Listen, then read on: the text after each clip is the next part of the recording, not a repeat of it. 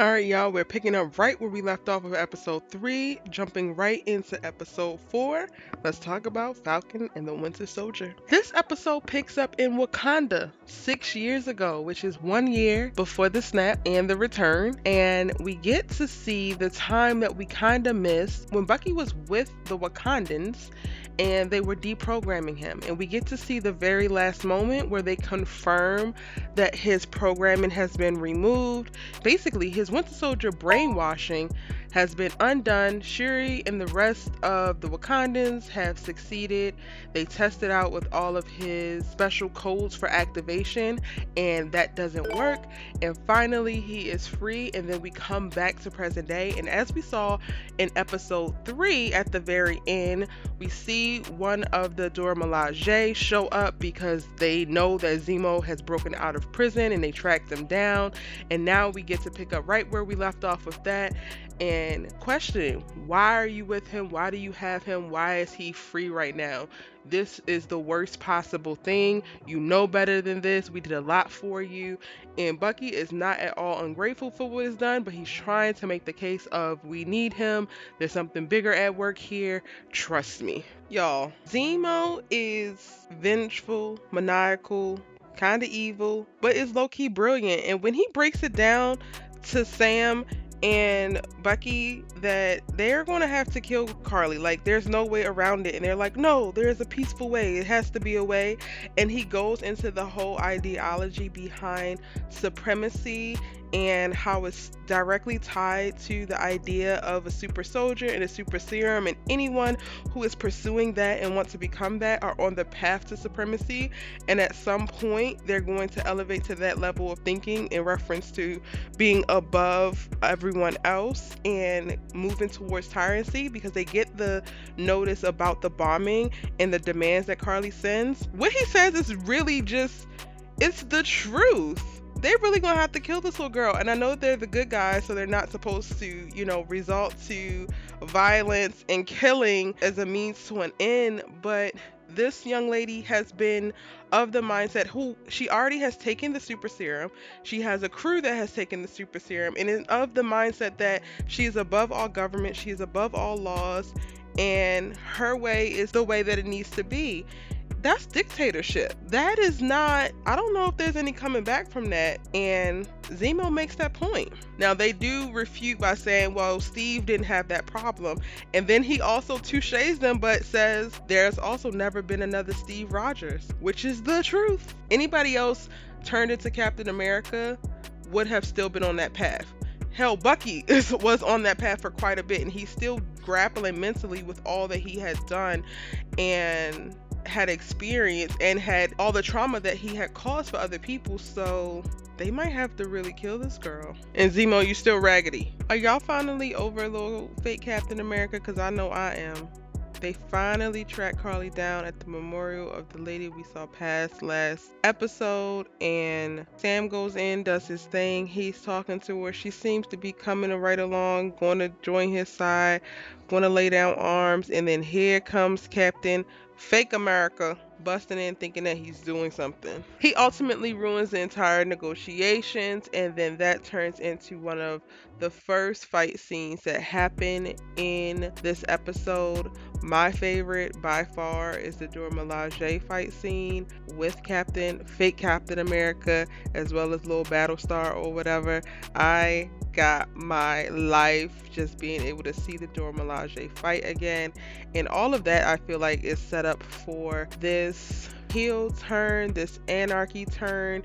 We're going to see fake Captain America go rogue, and they have been setting this up and plugging this and Easter egging this from the very beginning. And then this episode, we actually get to see the why behind that.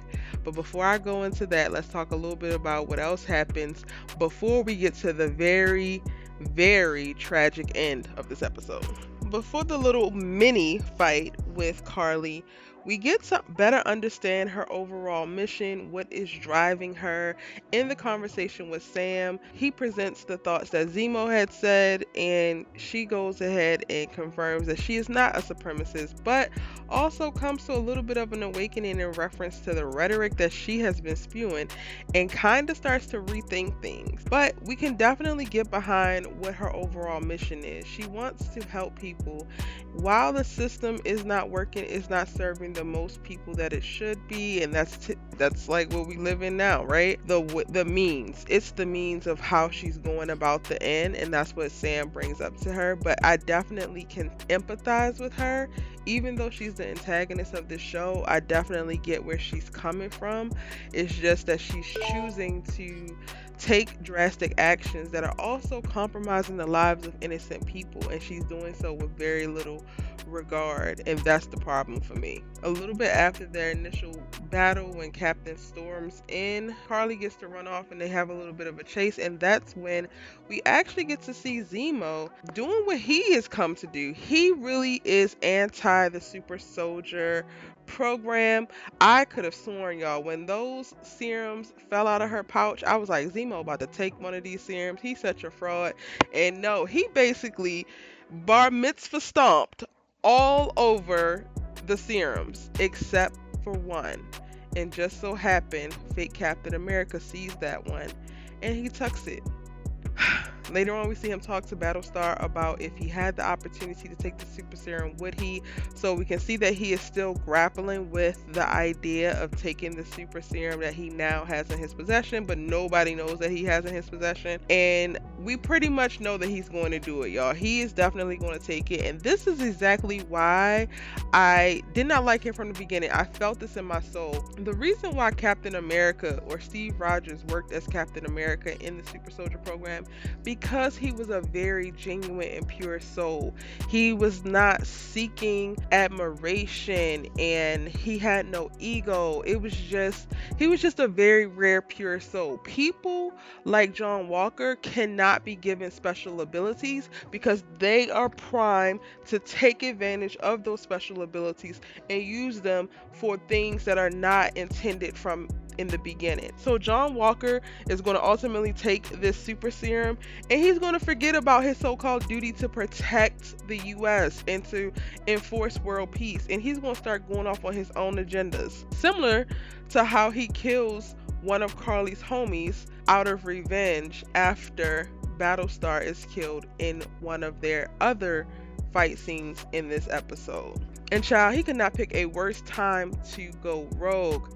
He literally beats or actually saws this dude to death with the shield in broad daylight while being recorded by a large crowd. If that ain't opposite of Captain America, I don't know what is. Can we get the pink slips ready? Anywho, the Dora Milaje come for Zemo. They gave Sam and Bucky 8 hours to do what they needed to do with him, and then they were coming for him. So when they come, the battle ensues with Captain America, and this is also another little Easter egg that they plant because he gets his behind whooped by the Dora. And I know that that's going to be another reason why he just, I have to take the super serum.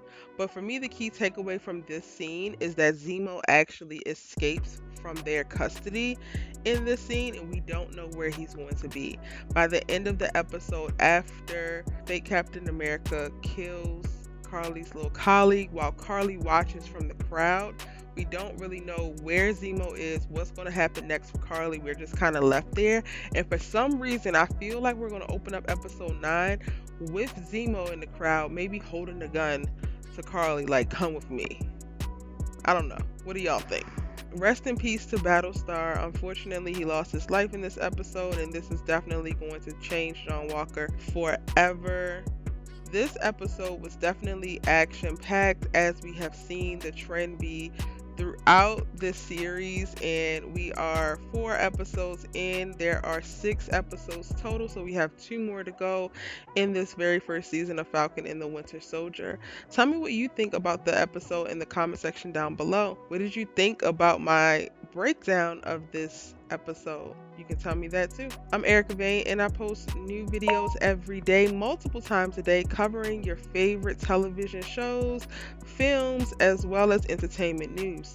Currently, we are covering Falcon and the Winter Soldier, as you can see, Snowfall, All American, Grownish, Delilah, Queen Sugar, and coming soon, we will have Pose, The Shy, and the Star's new hit series, Run the World. Be sure to join the tribe by hitting subscribe so you do not miss an upload. And be sure to hit that like button since you're still here and I know you liked it. I'll see you in the next one. Bye!